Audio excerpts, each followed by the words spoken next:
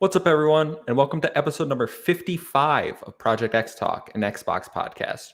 Remember, if you like Xbox and games in general, make sure to join us live every Thursday here on YouTube. If you can't catch us live, we post every Friday morning on your favorite podcast service. If you could, please head over whatever service you're on, follow us over there, head over to Apple, drop us a rating or review. It really does help us out. And if you leave us a 5-star review, I will read it live here on the show. I'm your host, Kevin, aka the Muffin Mon, and this week I have two of the three usuals, Garrett and Amon. How are you two doing? I'm doing great. I'm doing great too, thank you. Well, that is good to hear. But this week, instead of Tom, we have a very special guest. He is one of the hosts of the Three Dads podcast and co-host of Assemble XP, alongside with previous guests, Matt from aka Assemble. This week, we welcome Court Lalonde to the show. Court, how you doing? I'm good. Look, you didn't butcher it. I didn't butcher it. I got it right. Good job. How you doing, man? I'm all right. Like I was telling you before, I just had the family dinner. My daughter's been home sick this week. It is not what it COVID, is it? No. We got God. the tests. So we have been shut down longer than most out here in Ontario. We've only been open for a couple months now. She's got no COVID, but she's still got a cough. So technically, she still can't go to school. She doesn't have COVID. That's good. But she still can't go to school. Yeah. My brother's a teacher. He tells me all about the weird regulations they got going on, even here in the U.S. Yeah, it's different having my child home again. But anyways, it is what it is. I thought that you guys can relate. It's okay. Yeah, no kids here yet. And Amon, he's a kid himself, we like to say. Lucky guy. Before we get into the show, Court, I want you to give everyone a rundown of who you are, your shows, what you got going on over there. Give me the elevator pitch, plug yourself, because I want to highlight you for a little bit. I appreciate that. So I've been doing almost a year now. I've been in this industry, we'll call it. Previously, I was doing a hockey podcast. I'm a huge Boston Bruins fan, and I was doing that for years, and just lost the itch. And someone that I knew in the Boston Bruins community, his name is Pizzelle, who's my co-host on Three Dads, was like, let's do a podcast about video games, but do it from a parent's perspective and keep people up to date on.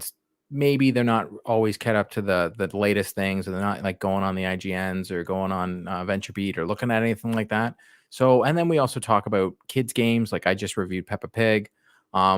We try and keep it family friendly. We also don't swear on it, and so that you can always listen to it in your car. I was a huge Kind of Funny fan, but even me lately, I have a hard time listening in the car because my kid's always in the car. Yeah. And they like to drop F-bombs a lot. I have no problem with the word, but I can't listen to it around my kids. So I've been actually changing my podcast listening based on my child, which is one of the reasons we started Three Dads. And I do it with another person named Waba Plays. He's a Twitch streamer. He streams NHL.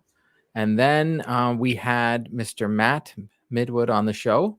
And him and I became fast friends, and he literally sent me a video message one day and asked me if I wanted to do an Xbox podcast. And we've been doing it ever since, and I'm having so much fun. It's funny. He's off this week with his family on a vacation, and we haven't been creating this week, even though videos been dropping. We actually pre-recorded them all, and it's been weird because I've been talking to him more than I talk to, besides my wife, I talk to Matt more than anybody else I know. So it's been weird not having him around, but you can always find me on Twitter. I'm there a lot, chatting up. I'll chat sports. I'll chat life. I'll chat video games. Just at Court Lalonde.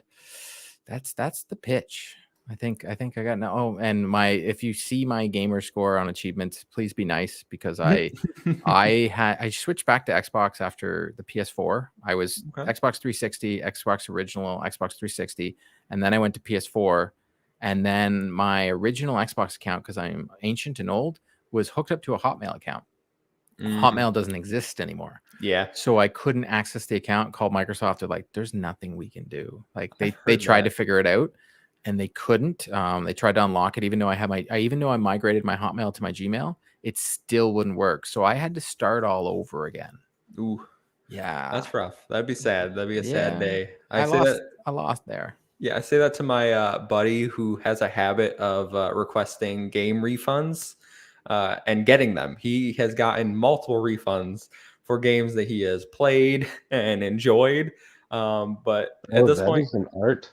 yeah, at this point, he's just like he just 100%ed Avengers, and it was like I'm just gonna ask for a refund just to see because they've approved everything else. Like he's at the point where it's like a joke.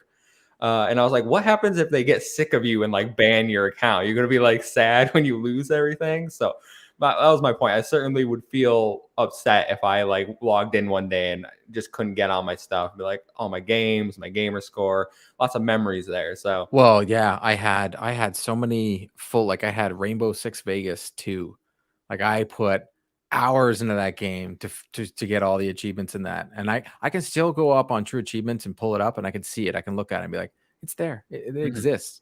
But I can't migrate it over. I've talked to Microsoft. I've even talked to contacts at Microsoft Canada, and they're like, I don't think we can help you. I'm like, oh, that sucks. sad. But he must be doing it at Microsoft because I know PlayStation has that rule. Like they don't care. Oh yeah, It's a one shot. You get whatever refund you want, and you get it once. And I know that they had a huge problem with Cyberpunk with that because there was people that did, like myself. I had Stick of Truth pre-order, and when they canceled it, I didn't even have the game yet, and I wanted a refund. And the rigmarole that I had to go through with Sony on that was ridiculous. But Xbox, I just recently did it with Far Cry 6. I had a pre-order of it, and then I was lucky enough to get a code sent to me. So I hadn't played it yet, and I messaged Xbox. I sent it to, and they refunded within no questions asked, like seconds. Yeah, they do. They'll do it for lots of stuff. Tales of Arise DLC, he got a refund for it. It was $17, and he beat it in 37 seconds or something. Like it was like a fight. It was a crossover sort of online, and so he just put in a refund, and then seconds later, yeah, I think from what I was reading, it has to be either I think you've had to have played it or popped a certain amount of achievements. I think that's what I read. Like I would think if you popped an achievement, they wouldn't give you a refund. But if he's playing a DLC and he's finished then he definitely got he's definitely. Honestly, I think your friend's lucky. Don't ever say his name out loud because he can definitely get burned hard. Yeah. Absolutely. Mind you, what he's doing is absolutely terrible to the developers. But hey, to each their own. Well, it's happened a few times. I'm not every game, obviously, but it's a few times that we laugh about it, and it's become a. To be fair, he has spent about $2,000 on Rock Band songs, so we like to say that they see his account and be like, "All right, this man's putting his money. We'll throw him the $15 back." But sure. We'll move past that, not to get him in trouble. Before we get into the show more, you said you started with the OG Xbox, so that was your first Xbox? My very first Xbox was the OG Duke controller Xbox. I got it from Best Buy. It was actually the very first console I ever purchased with my own money. Wow. So I am an old soul. I literally just turned 42 the other day. I got the NES was my very first console. My dad bought it. He bought it in the US, and when living in Canada, we couldn't, it wasn't here yet. So I was like the first kid on the street to get the NES. So like I had the Duck Hunt gun. It was gray. And when most people got in Canada, finally got the NES, it was an orange Duck Hunt gun. So I had the NES. Then I went to the Super Nintendo, N64, GameCube. Then when I first graduated university college, I went and bought myself, my gift to myself was the OG Xbox, and I bought NHL and Halo. That was the first two games. Well, Halo came with it, and I bought NHL. That was literally my next question. Was like, what was the first ever Xbox game you played? And you are right there. Good choices. The very first game I played was definitely NHL, but then that's when a buddy of mine, it was the first time I had to buy an extra controller because I was always a single player game guy. That's pretty much how it works. But I had to buy an extra controller because we were playing Halo, and you can play split squad. And I didn't have another Duke, so we had to go out and get another big. It was just so darn big, that thing, man. I loved them. I loved them. I miss them. I mean, the new controller is obviously the best controller ever, in my opinion, like form factor. But I did like me a Duke back in the day. Oh, I'll still be honest. PS5's got the best controller right now. Ooh, but it's true. I do like it. But it's fantastic. But I don't. My Xbox controller, I really like the Aqua Shift one. The grips feel more grippier. I don't know what it is. It just feels different because I have the Volt, the Shift, and then I got the Robot and the Black. But I had an Elite Series 2 and I returned it twice. Ooh, I'm never buying another. It just button stick on one, and then another trigger stick on the other. Like it wasn't responding. Like you can go into the settings to see in your accessories, and it wasn't responding. And I'm like, you know what? You're 2 for 2. And Walmart was great in Canada. Like everybody was telling me, oh, you can't return them. And I was like, I went back that day and they had no problem. Yeah, I've never heard you can't return controllers, but I have heard multiple issues of people having with the Elite Series 2. Yeah, I'm gonna be not shocked when people get those Halo ones and people are complaining. And I'm like, oh, I feel bad because it's so expensive. Even here in Canada, that thing is like $250 with tax. Like it's hefty. It's a lot. That's a lot for a controller, but we got a show to do. Everyone, make sure to go follow Court on all his social media. Check out his podcast, his channels. They're great. You'll love them. But as we do each and every week here on Project XTalk, we're going to start by going around the room and asking one simple question. That question is, what you playing? So I'm going to get the other guys involved now. Aman, you were pretty excited. What you playing? All right, so I've been playing quite a lot this week. I finally picked up Kenna, Bridge of Spirits. I was looking to buy this game like ever since it was announced. So yeah, great game. Probably one of the best games I've played this year. I loved the art style. It was calm, serene, it had a spiritual vibe to it, which I appreciated. And yeah, it was a fun game. Not my game of the year. That title still belongs to Back for Blood. But yeah, it'll probably be my PlayStation game of the year. What else did I play? Yeah, I also beat Resident Evil Village. I thought that was a great game. A lot of people are saying RE7 was a lot better than this game. I have to disagree. I thought we got more character development from Ethan Winters in this game particularly. The villains were a lot more interesting. And yeah, the only thing I probably didn't like about this game was the ending. Wasn't the biggest fan of it, but yeah, the game was it was a fun experience, you could say. I think my brother shares that opinion that 8 is better than 7. I think he said 8 is one of his favorites. Oh yeah, 8 is probably one of my favorites in the series.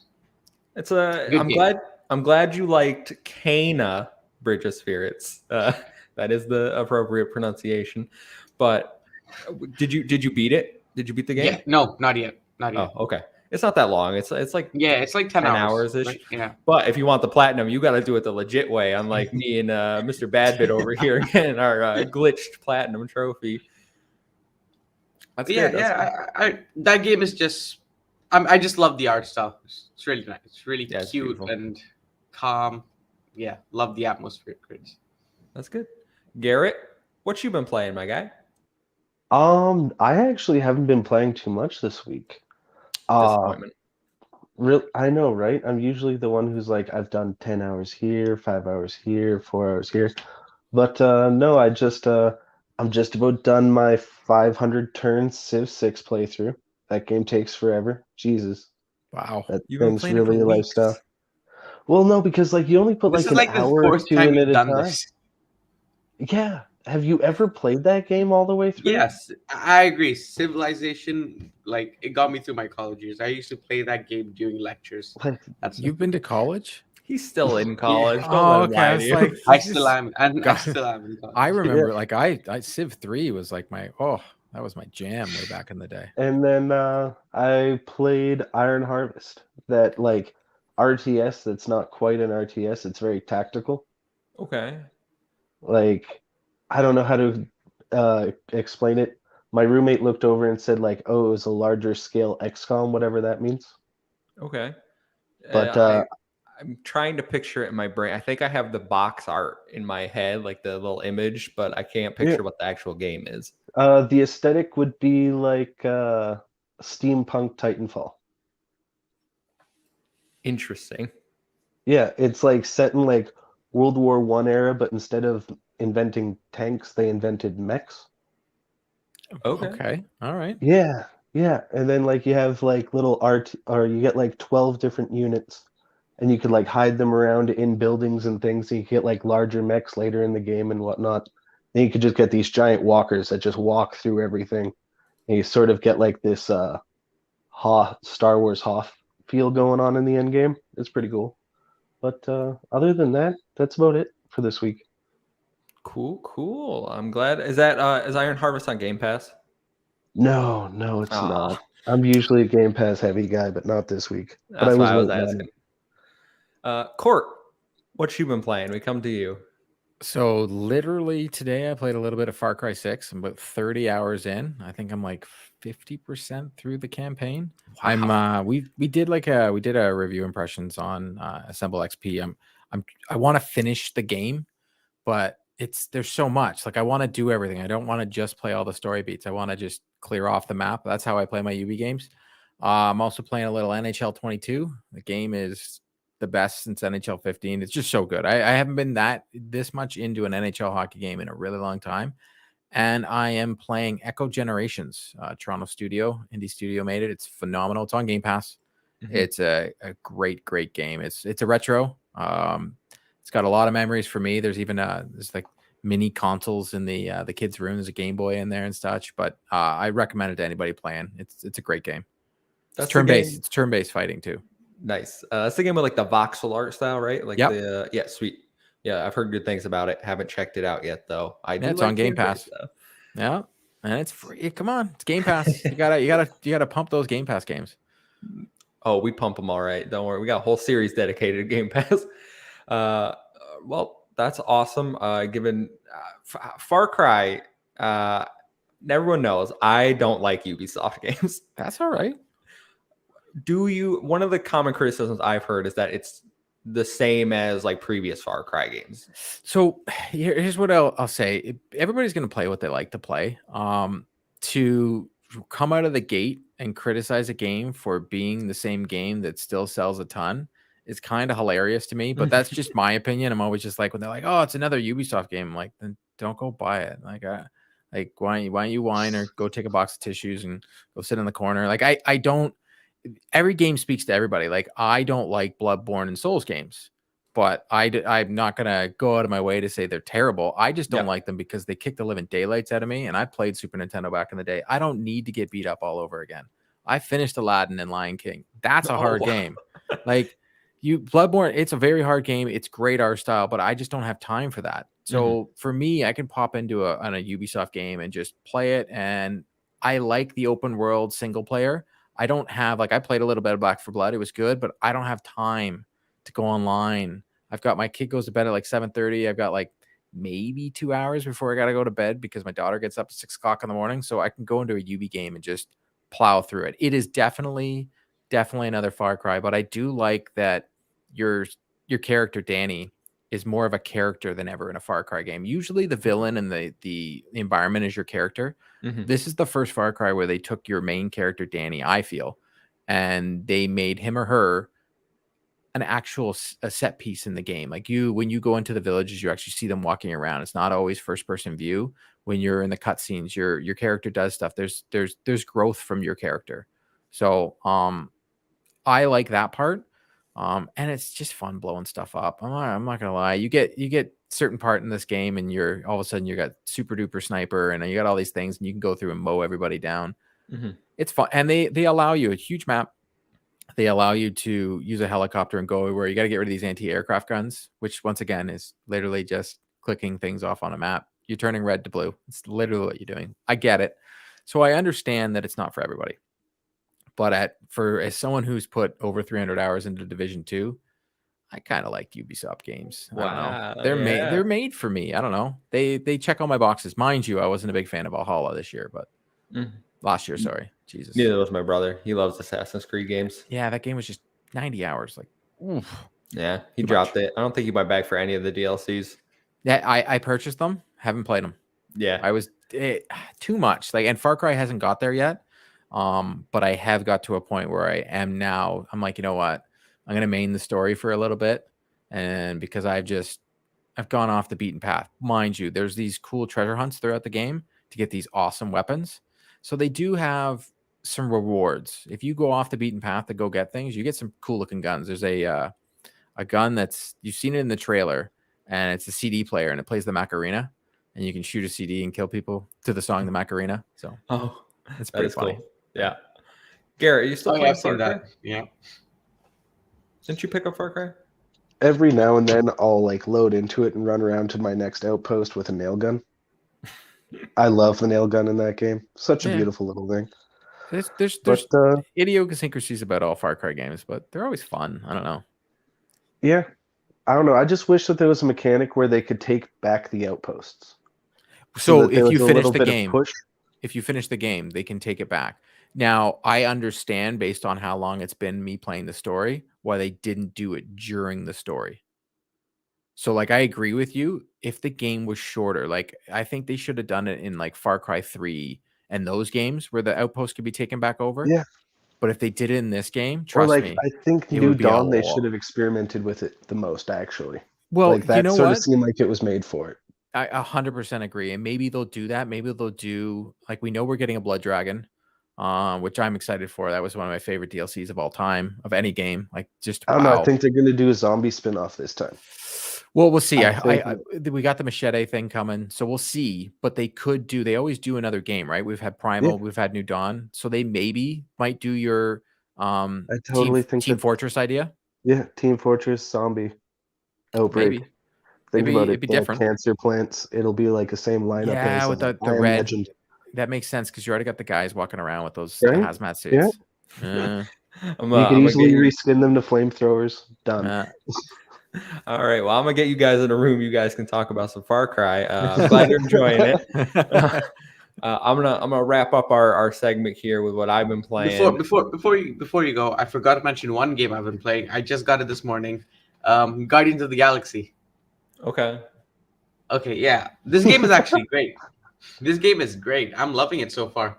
I went in with absolutely zero expectations, but you know it's a Marvel game, so I had to pick it up. But yeah, this game has blown me away. It is pretty good.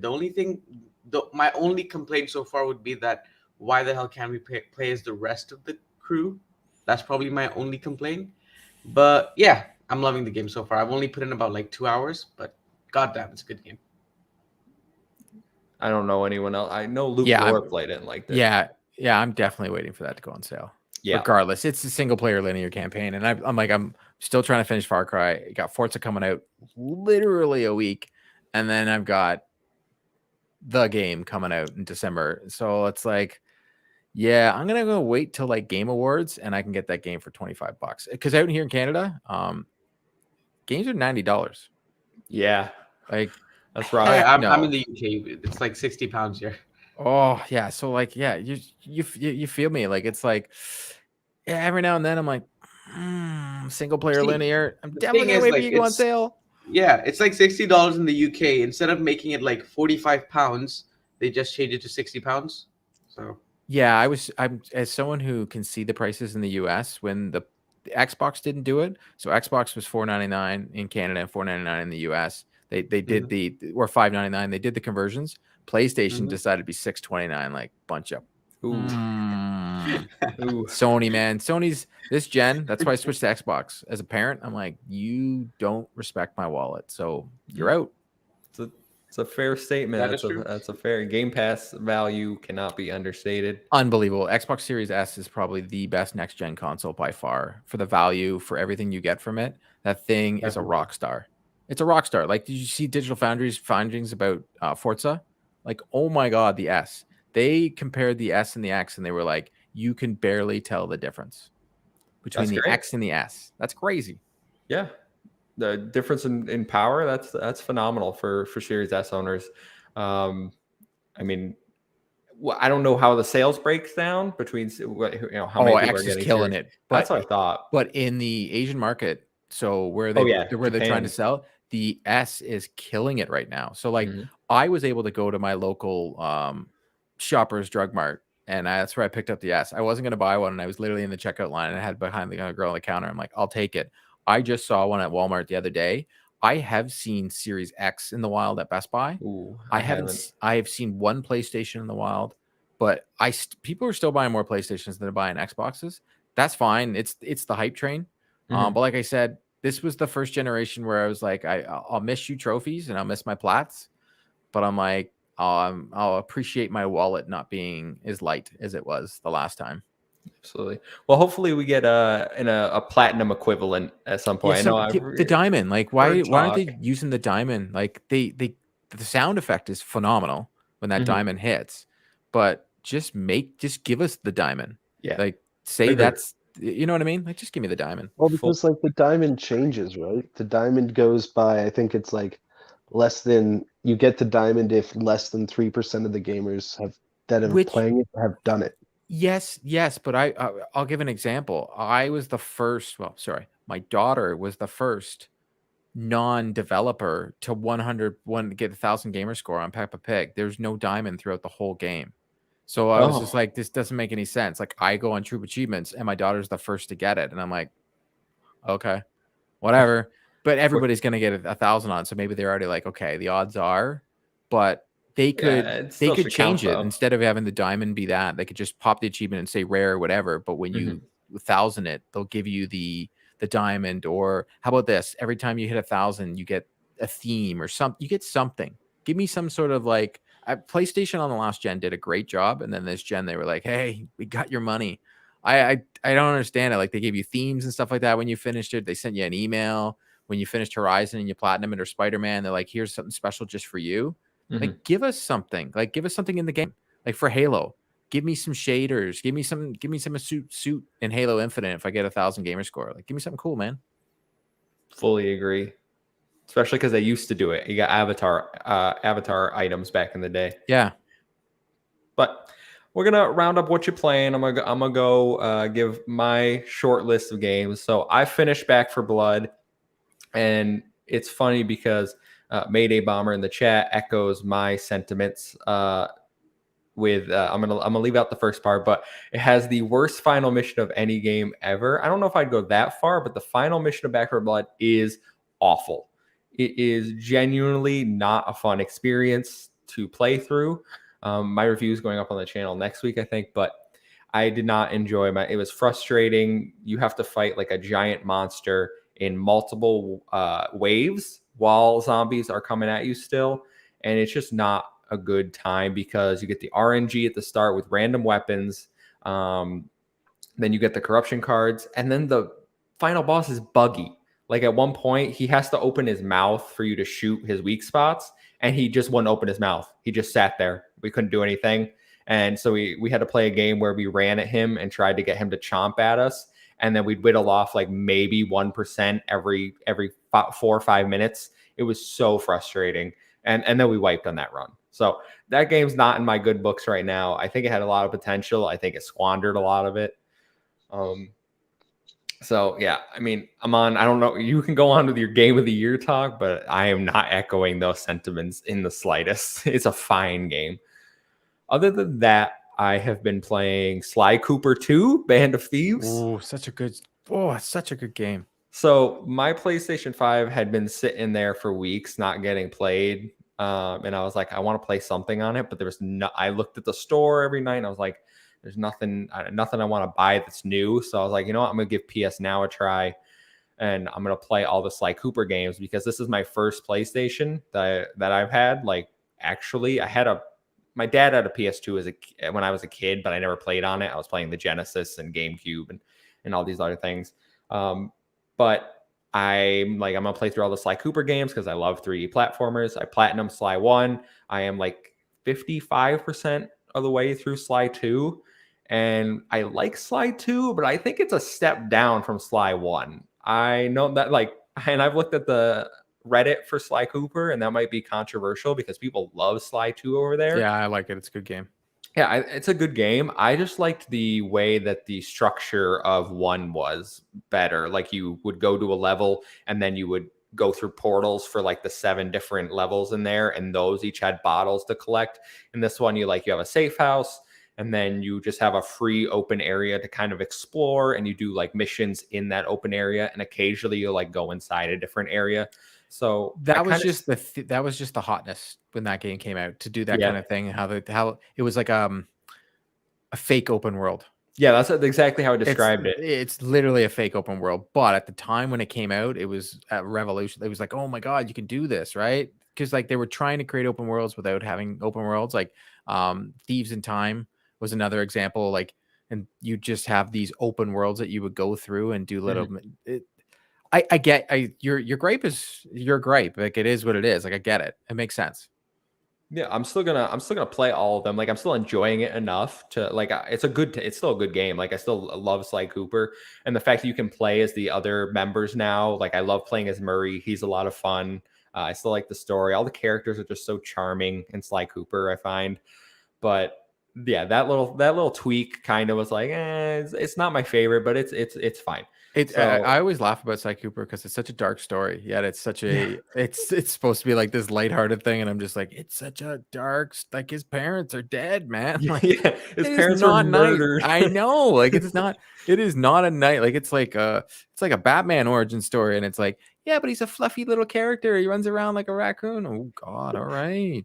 Yeah, he grew up in an orphanage, and then he brought his homies into a life of crime. And these, let me tell you, I know they're criminals, but like, they're not really criminals. Yeah, they're ragtag. They're ragtag bunch of kids. Like, it's hilarious. A bunch of good. They're revolutionaries, if anything, freeing the oppressed and taking down actual criminals. But yeah, I love it. I'm gonna finish the other 2 games. My goal is to finish them. I only got a 3-month, so I have until January to finish them, which I can do. They're only like 8-10 hour games, so that's easy. I can knock those out. But I would love to have them done before like Halo Infinite comes out, so that I can just play Halo, because that's what you just skip Forza. I don't play Forza. Oh, so here's what I'll say. I don't play racing games either. I started playing Forza Horizon 4. I don't know. I'm addicted. Like, wow, it's not a racing game. Like, Gran Turismo lost me when it got too technical, and I'm like, yeah, I don't care about drift. Please stop. Please stop making me care about all these things that I'm not mathematically inclined. But I would say give the new Forza just a chance, because there's stuff you can do in it. Like, it is an open world game. You can go over in this like one section and just do the stunt tracks and do all the stunt stuff. That stuff is just mind-numbing fun that you can do for no reason. And guess what? You'll pop achievements all day long. That's enticing. I know Tom, our co-host, isn't here. He loves Forza. He's got like a racing wheel set up. He's good to go. Yeah, he's hardcore into it. So that's awesome. He's certainly looking forward to Forza Horizon 5. But 32 minutes in, we're gonna transition over to the news. So that means it's segue time. Let's grab some books from the library while I tell you guys this week's stories. So, story number 1. On Monday, we got nearly a 7-minute trailer regarding Halo Infinite's campaign.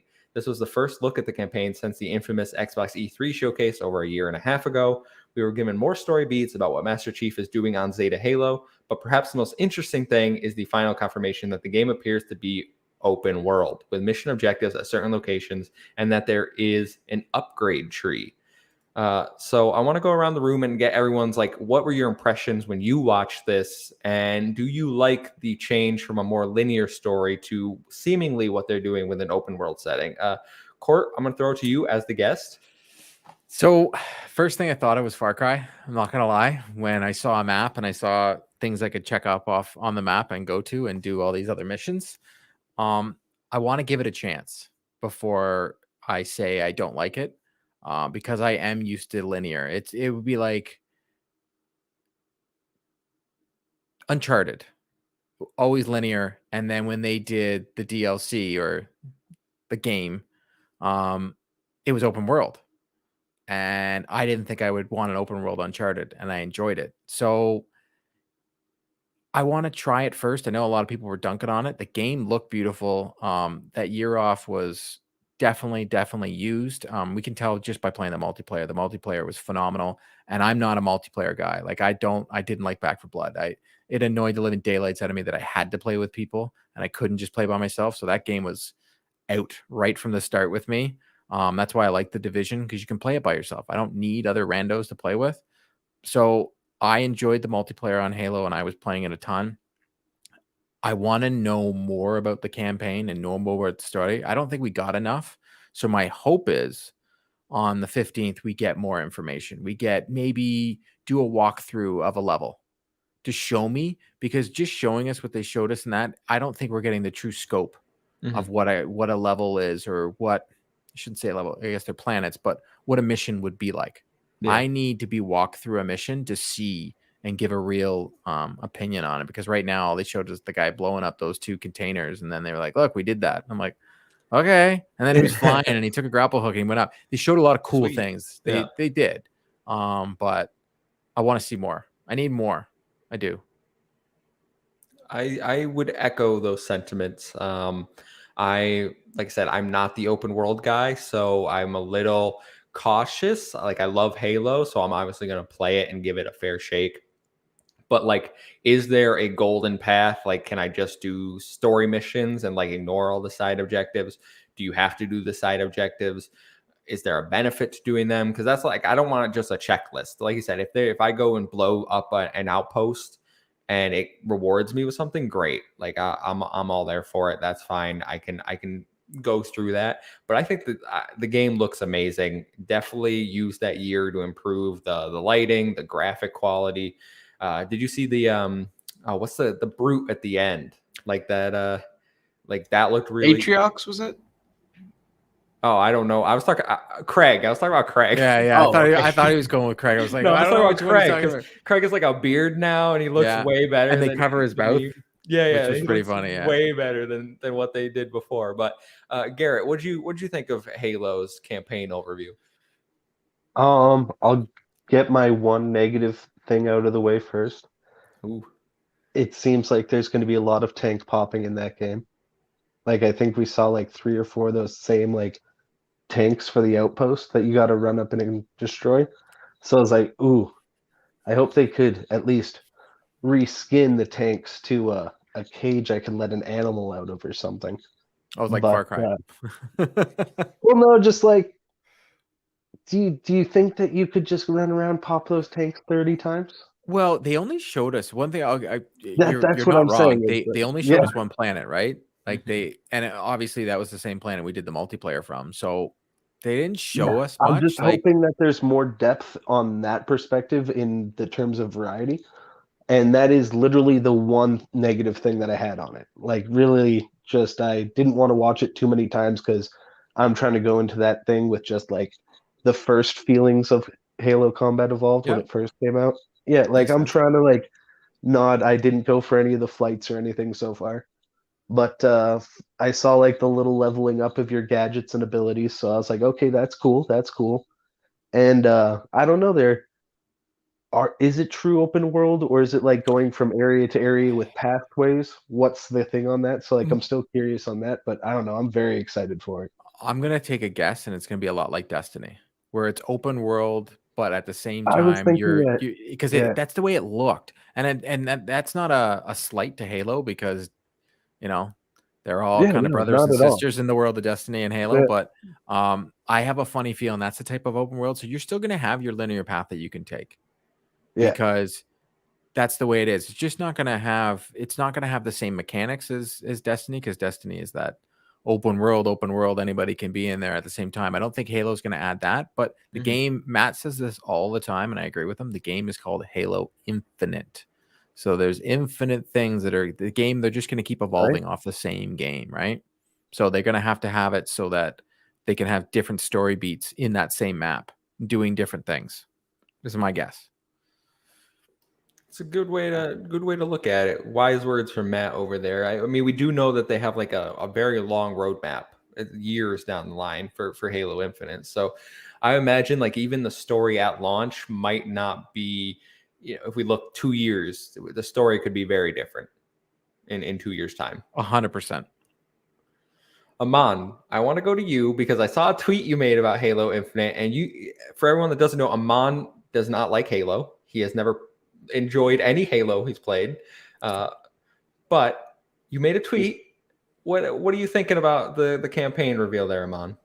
Turning out, as you all know, I think Halo's a generic ass sci-fi shooter. Oh, at least the previous Halos were. But yeah, I have to say, I have to give credit where credit is due. Halo Infinite looks amazing. It looks really, really good. Yeah, they took the year off, and yeah, they polished the game up. Looks great. What I was intrigued by was the grapple hook. That looks sick. Yeah, it Remember does. that one shot when he jumps off a plane, he grapples onto another one, and yeah, that looks sick. Yeah, it looks amazing. Can't wait to play it. And it looks like they have boss battles. Like actual, like in Yeah, the other it had Halo boss campaigns, battles, it's just yes. like shoot. It Mhm. looks like God of War boss battles. Because if you saw the one time Master Chief is like fighting and then he gets thrown across the screen and goes to a cutscene and then it goes back to him fighting again. So they're gonna try some like God of War has probably one of the best boss battles ever at the beginning of it when he fights. Oh, yeah. And I'm hoping that they're going to be giving us some of those epic boss battles, not these just like shoot till the bar goes down boss battles. I agree. did notice that. Yeah, that was the I forget their name. It was like the The guy with- dangerous threat. Yeah, I am not I'm old. I've suffered concussions. I don't remember anything, but I can tell you things. I know the guy with the swords and the thing with the Yep. in the Yeah, dark. That new Spartan killer looks so Yeah. sick. I don't know his name, but he's got like the dual wielding energy swords. That was awesome. Really, they had like hype moments throughout the trailer, especially that Banshee moment that we've talked about. And I think that really, I feel like Halo. Yes, He looked like Darth Maul. Yeah, there we go. Yeah. See, he did. I feel like we were all, bummed when it got delayed last year, but I'd say the hype is even higher now that Agreed. we've waited a year, and we've gotten the multiplayer flights. Maybe delaying it in hindsight was the best thing they could have done. I think for sure. Like you got to look at many games, and Cyberpunk is the perfect example of a game that came out too early, and Battlefield's about to do the same thing. We all know this game is coming out broken, and they're still not delaying it. It's just that whole situation of Battlefield 2042 is just hilarious. The demo was trash, and it was really bad, and there's no way of getting to where it needs to be. I think maybe PlayStation has done this for years, where they don't put out the game unless it's perfect. Nintendo is the best at it than any other developer. Or I guess Nintendo calls himself a toy company, so toy company. But maybe more developers can learn from this. Like Dying Light 2 just got delayed, and we're gonna get. Hopefully, they needed it. Like instead of just a little tiny polish, maybe a year was exactly what they needed. It's a pandemic. Like look at Last of Us 2. I know it got panned by some people of being too long or it wasn't that good, but like I would love to see how trashy it was before it got delayed. Like I don't know. I truly feel developers should. We have tons of games to play. Just delay it until it's exactly what you want. Unless it's the shareholders, like when you have the EAs of the world, that they're going to push this trash out and they're going to make people pay for a multiplayer only game, which is just hilarious when we could play Halo for free. Yeah, Battlefield's Tough sale there, EA. Oof. $70 gets you broken game. Yeah, $90 here in Canada gets you a game that you Right. can only play online that takes you 5 minutes before you see anybody you can shoot. Please, where do Right. I sign up for that trash? Oh, well, Yeah. I'm excited to see more of Halo. I think we all are, but I think we all are kind of the same place. It looked good, but we need more. We got to see some more. I think we And get more on the 15th. I truly think we do. I hope so. Well, we can transition away from Halo for the time being because we have a rumor going around, guys. And that is, could we be getting a Warner Brothers platform fighter? That's according to a recent rumor that was seemingly corroborated by Jeff Grubb. Warner Brothers is currently working on a new Warner Brothers crossover platform fighting game based off Smash Brothers. According to the leak, the game will be a tag team game, although there isn't clarification whether that means you pick two characters or switch between them. Characters the leaker confirms are in the game are Shaggy from Scooby-Doo, Gandalf from Lord of the Rings, Tom and Jerry, Batman, Fred Flintstone, Mad Max, Harry Potter and Ron Weasley, and Johnny Bravo. The game will apparently be called Multiverses. We've since had a leaked character select screen appear from Hungrybox, where you see Batman, Wonder Woman, Superman, the Adventure Time lads. You do see Tom and Jerry. You do see Morty, Rick and Morty. So I think this game is pretty much well leaked at this point. And me being the resident Smash player, I'm a huge platform fighting guy. I play Smash competitively. I go to locals. I picked up Nickelodeon All-Star Brawl, which I really do think is a good competitive game, whether it has longevity, even a few weeks after launch here. It died. That game died real quick. It's rough. It died quick. It's rough. That was like a 2 days, like everybody tweeting about it. It's never come back. It needs crossplay for sure. But every game does. Switch is 2 patches behind on Nickelodeon All-Star Brawl. So it's kind of hard to have crossplay when everyone is on a different patch. Hold on. Nintendo doesn't. Oh, come on. Nintendo won't approve their patches. I am shocked Nintendo won't approve a patch on a clone of one of their most successful games. That to me doesn't sound like Nintendo at all. Nintendo, no. Yeah, not good over there. But in terms of Warner Brothers, the select screen, I got a little excited. I'm all for more platform fighters in the genre. I think, everyone calls them Smash clones, but they are their own type of fighting game. Like we don't call Mortal Kombat a Street Fighter clone. So why do we call everything a Smash clone? Good call.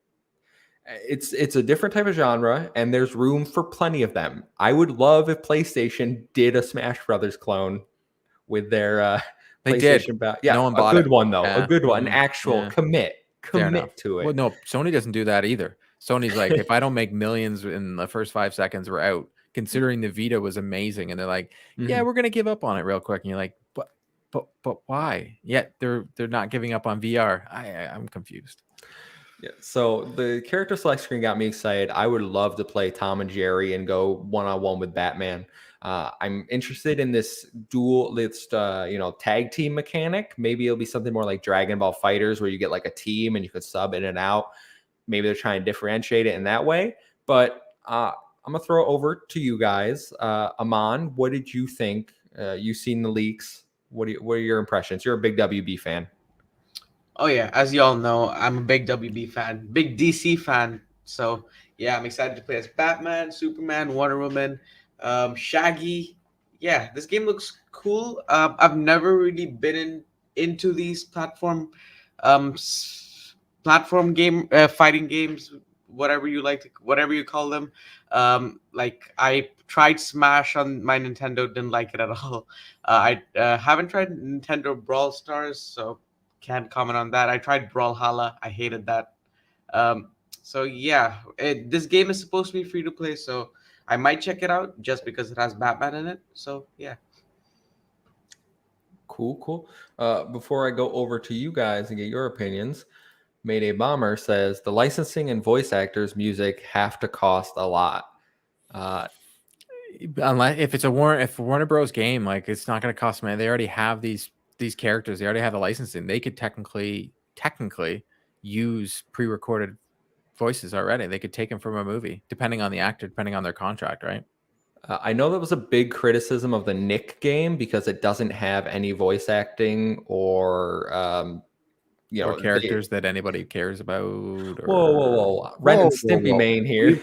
I talked about this literally just on another podcast. I'm like, there's like a 5-year gap of when people cared about Nickelodeon. And it's like 5 years of people that care. And that is it. Like my generation, we didn't have, like, it was already too late. I was in my 20s. I don't care about Nickelodeon. It is what it is.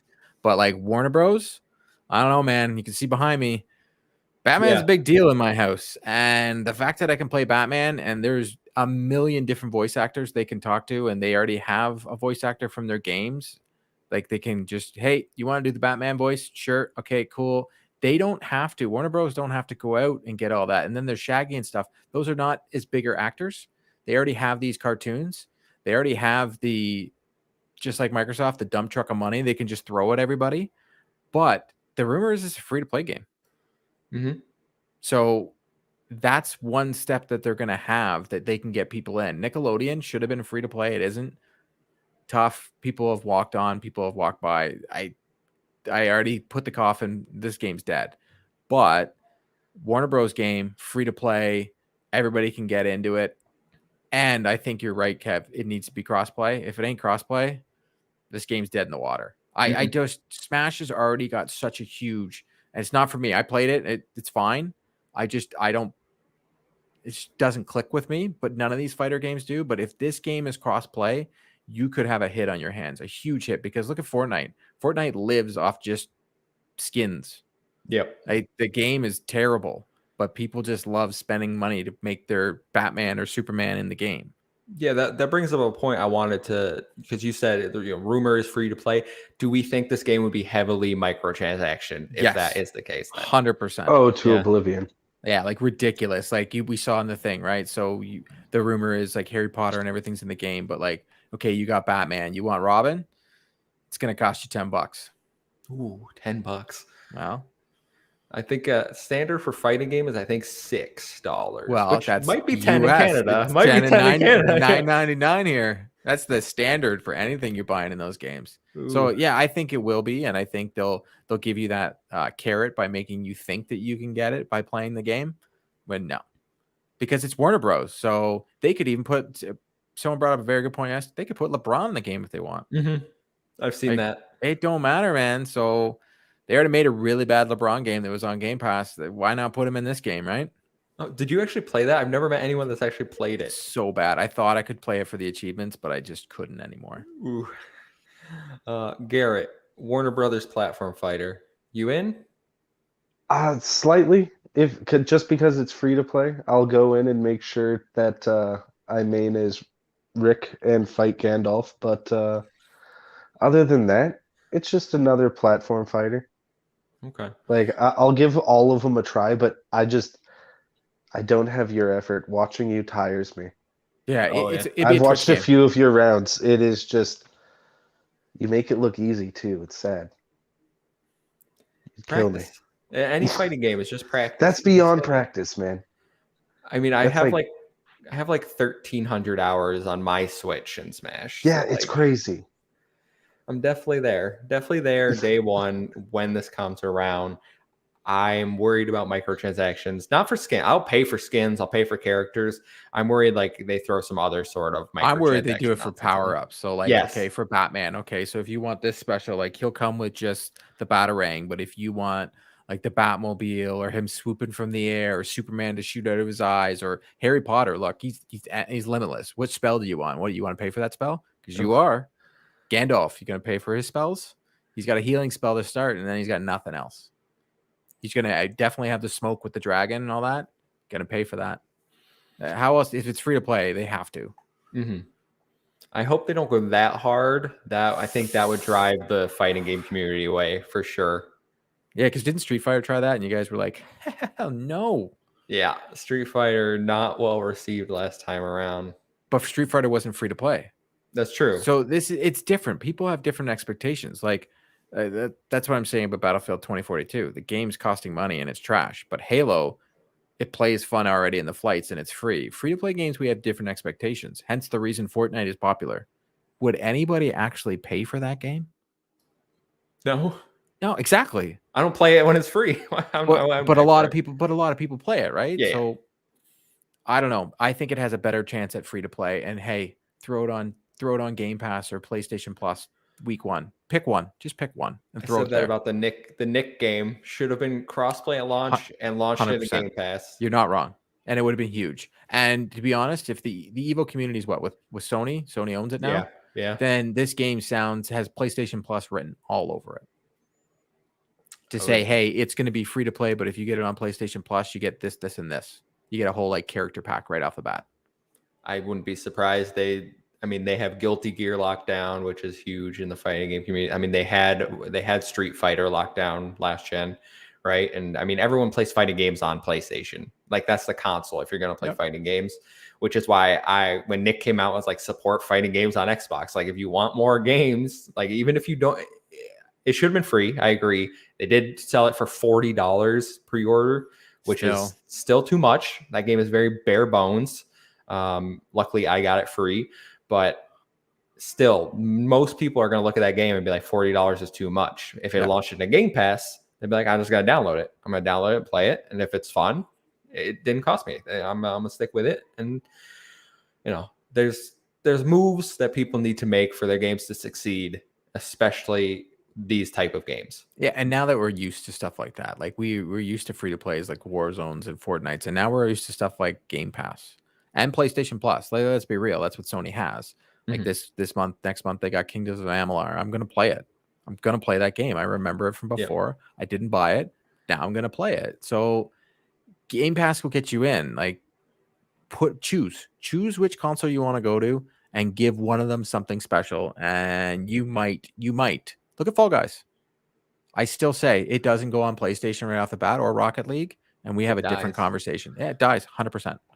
Absolutely. I mean, if it launched into Game Pass, I think people would just see it like, oh, this is just some like weird indie game. Like nobody, it comes to Game Pass now, which it should. Still waiting for it to even come in general. Then maybe it gets a little bump in the player base. But if it launched into Game Pass, it probably would have been overshadowed by some other games instead of PS Plus, where you get to pick from 3 free games, or I think it might have been 2 at that point. I don't think PlayStation 5 was even out. So it's like, here's your free offering. Of course you're going to try it. Like it's your free game for the month. Yeah, and as long as the gameplay's there, people will like it, because sometimes a free game doesn't work, like that race car game, whatever thing with the fighting and the stuff that PlayStation put out. That game was trash. Like it was just bad. Destruction All Stars. Yeah, it was so bad. So bad. And unfortunately, that can happen. Like some games just can't be saved. It's funny now that we look at games and we're like, oh, that's a Game Pass game. And that's not necessarily a bad thing. Look at Outriders. Outriders was a Game Pass game that was a Game Pass game. Like it was just there was nothing there. Don't I know it? Inventory wipe, right? You know what I mean? Like it's just not a good. They didn't put out that's a game. I guarantee they wait a year and put that out a year later, and you have a fantastic video game there. But they didn't. I agree. Good insight right there. We're gonna move it along though. Story number 3, and it's another rumor. And it may be the strangest rumor I've ever read, guys. It's a Wu-Tang Clan themed action RPG codenamed Shaolin.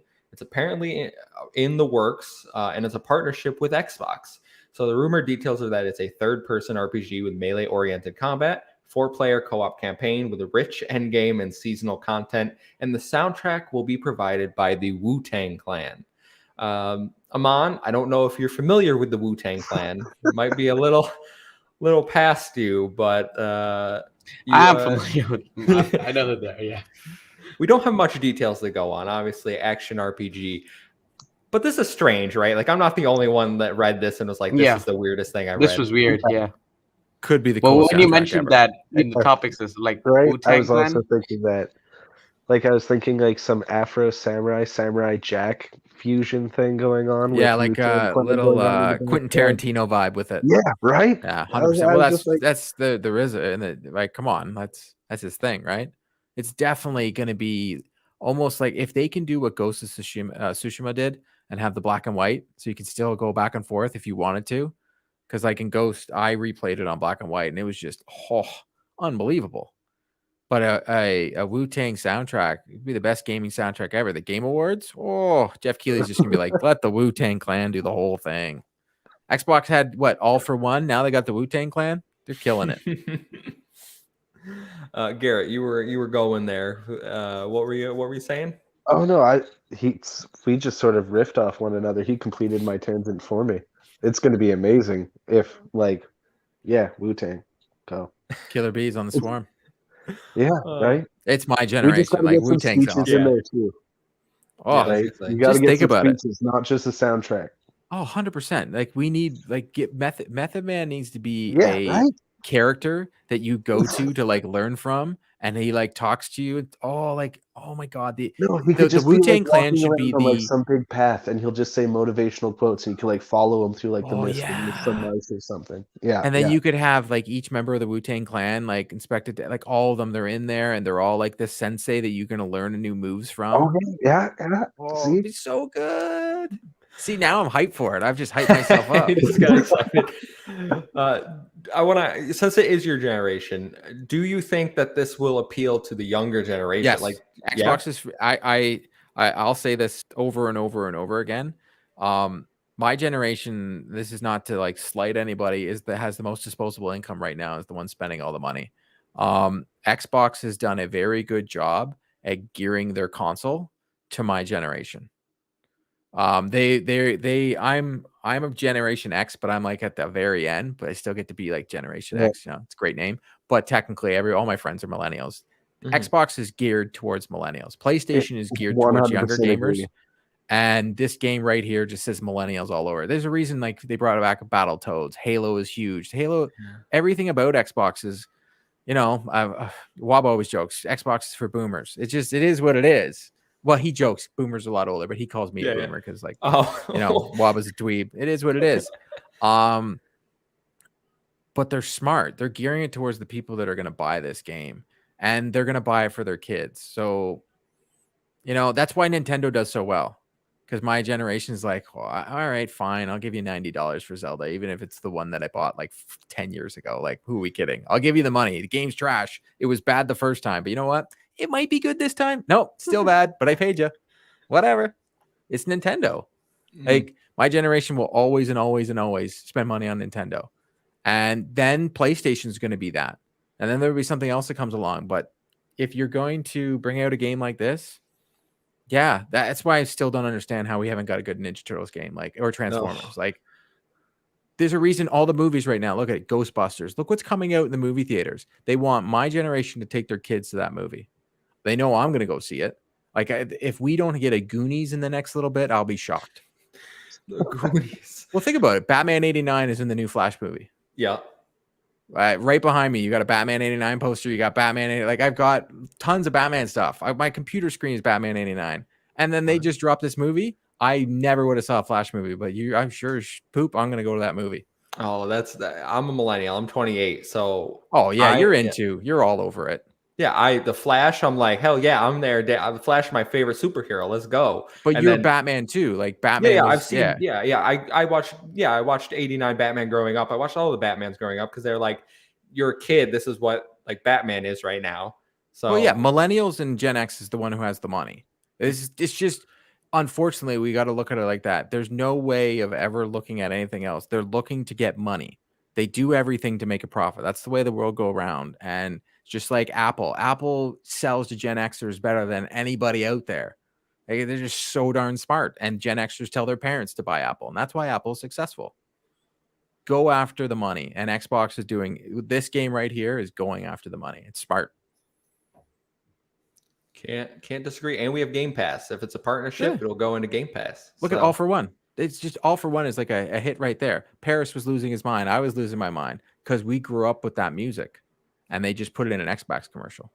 Yeah, and that probably went over the heads of a lot of children. But the people buying the consoles, yeah, you're opening my eyes here. Anyone else got anything on the Wu-Tang Clan before we transition here? Nothing other than it sounds cool as fuck. It does. All right, we'll head over to story number 4. And that is Xbox records record first quarter. Coming from Rebecca Valentine at IGN, quote, Microsoft has reported its earnings for quarter 1 of fiscal year 2022, and, quote, gaming revenue for the quarter was up $501 million, or 16% from the same period last year. According to Rebecca, that puts this year's quarter 1 at $3.6 billion compared to the $3.1 quarter 1 fiscal year 21.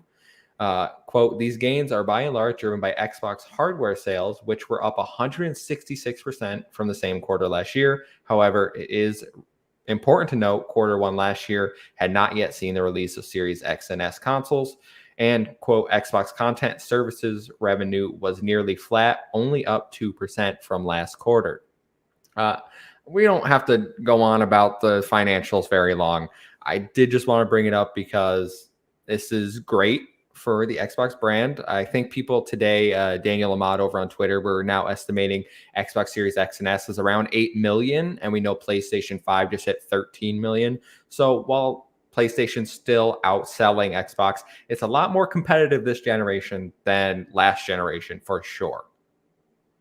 Yeah, and with December coming around and November, like I know Forza's not for you, but Forza's still gonna put if the console was available. That's the worst part. Like Q2 is going to show us a lot, but like the console's not available to even buy. But they're looking at Game Pass is the console, right? Because you can play Xbox anywhere. You can play it on your PC. You can play it on your phone.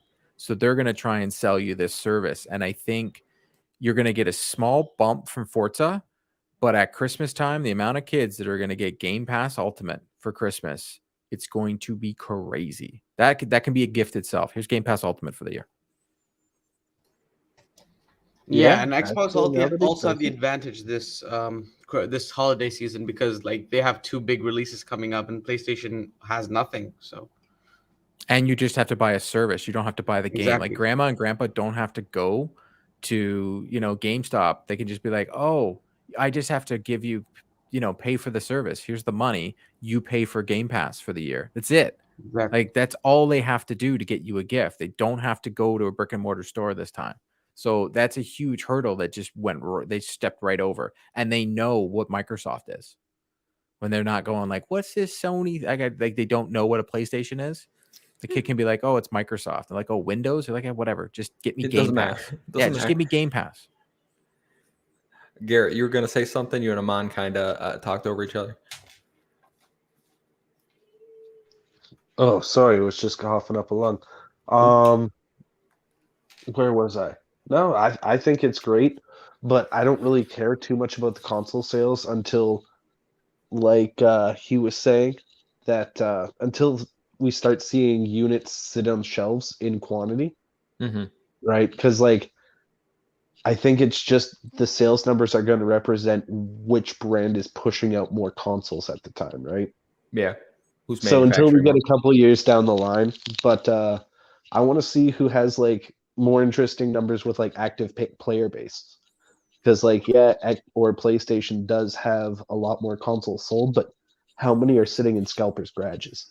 Yeah, I still think I'll give a great example actually, because NHL 22, the community is complaining that on Xbox they have no one to play with. Really?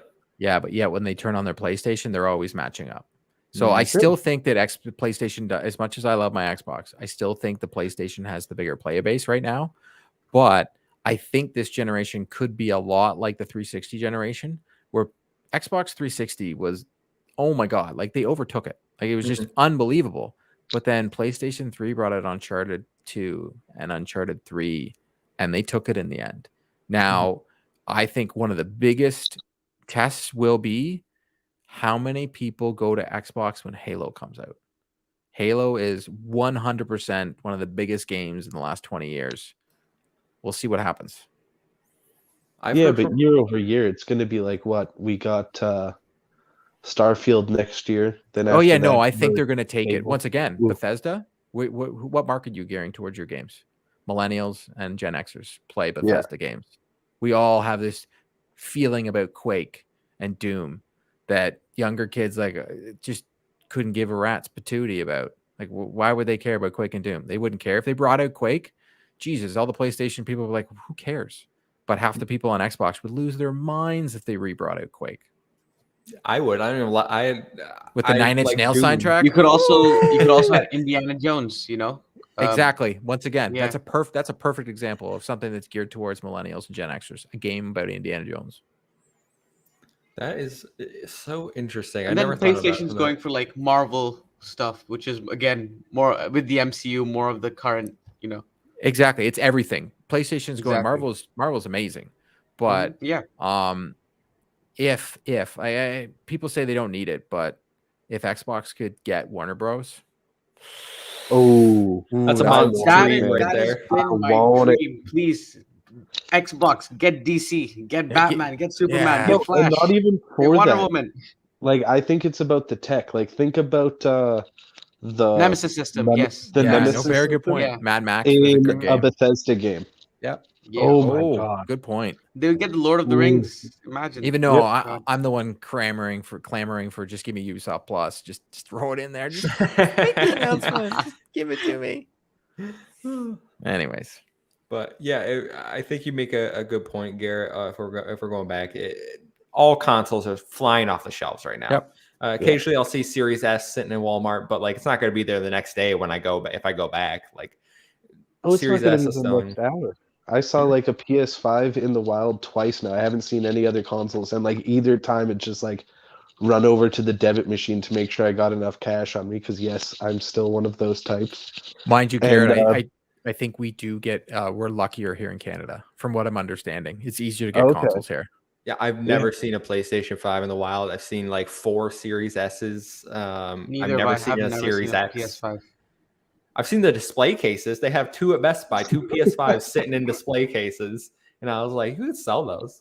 Like, why'd you put them in there? But I digress. I think it'll be interesting once they are readily available. People can just walk in, buy them. Then we'll see how close this generation actually is going to be in terms of sales. But we're not going to harp on about numbers too long. We're winding down the stories here. Story number 5, and it's another rumor. Lots of rumors this week. It also comes from Jeff Grubb, who loves giving us rumors. He's given us details about Project Belfry.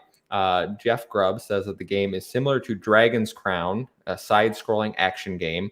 It has Princess Mononoke vibes. I think I pronounced that right, which means the art style is similar to Studio Ghibli.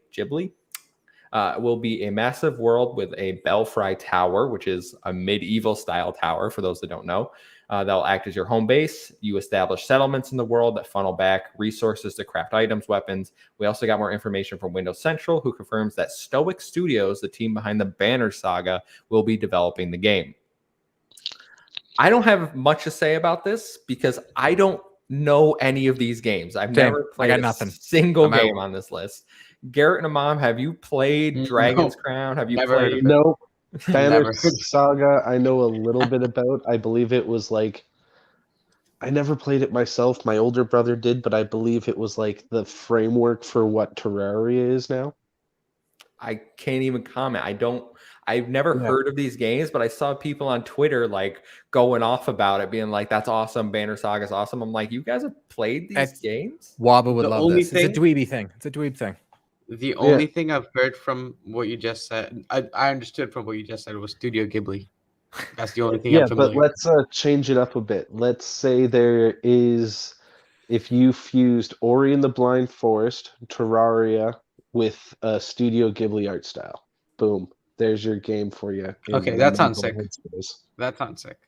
Not for me, but I'm these rumors are always hard to report on because they're just feeding us little details, and it's like, okay, what's the actual game though? Like, what does it look like? What you can compare it to other stuff all the time, but me knowing there's a giant tower as your home base and that it's going to look like some anime art style, it's not for me. It's a side scroller, so everything's a tower.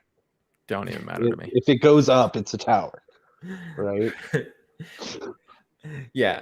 I mean, I'm not going to harp on about that one, guys. I don't think we have much to say about it. Just putting it out there. If you're interested, go look up the Banner Saga. You can see what you might be getting into from that studio.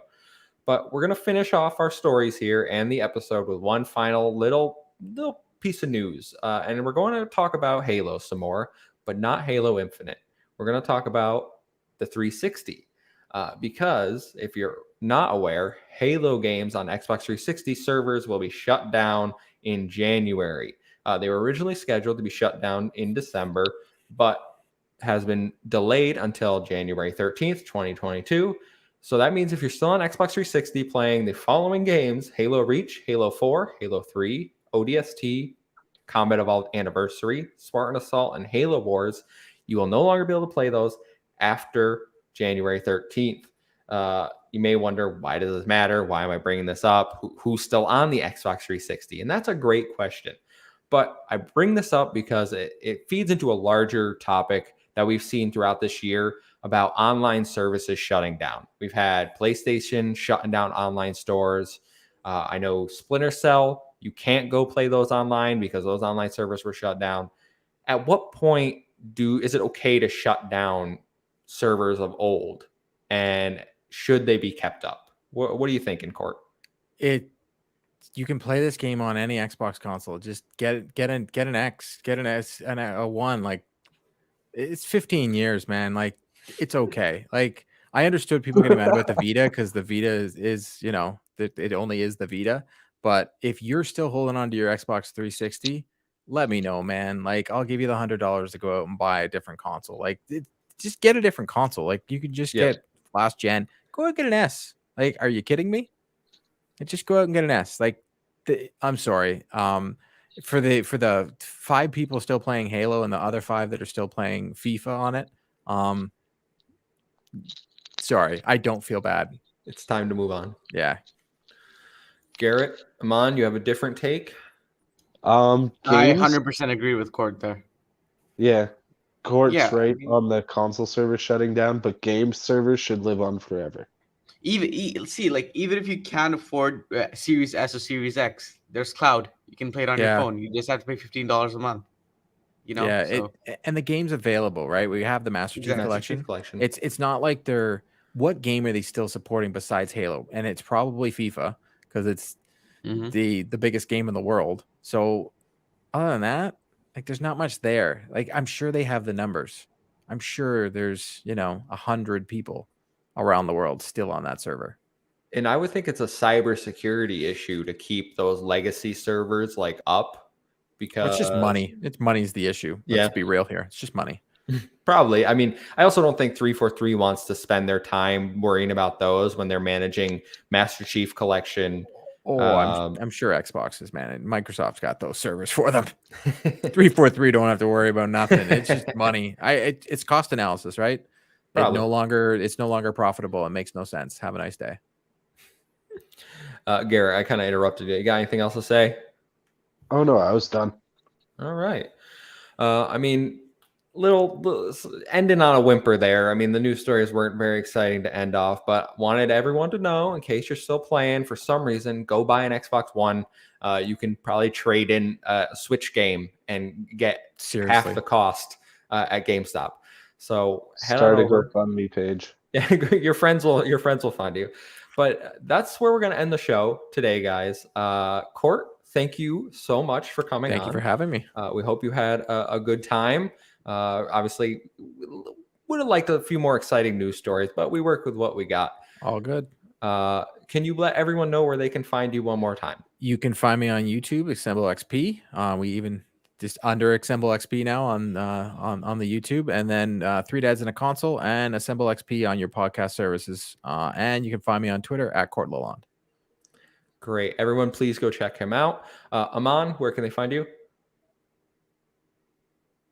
You're on mute. He's on mute. You're you can muted? find him on mute. I did it again. Okay, sorry. You can okay, find do me whatever. on Twitter. Okay, you can find me on Twitter at Amon_M05. And Garrett, where can they find you? Twitter and gamer score is Waywarn_G. Message me up. Let's play some games. And you can find me at the Muffin Mon. My tag is right here in the show. Until next week, we will see you guys. Goodbye. Thanks, guys.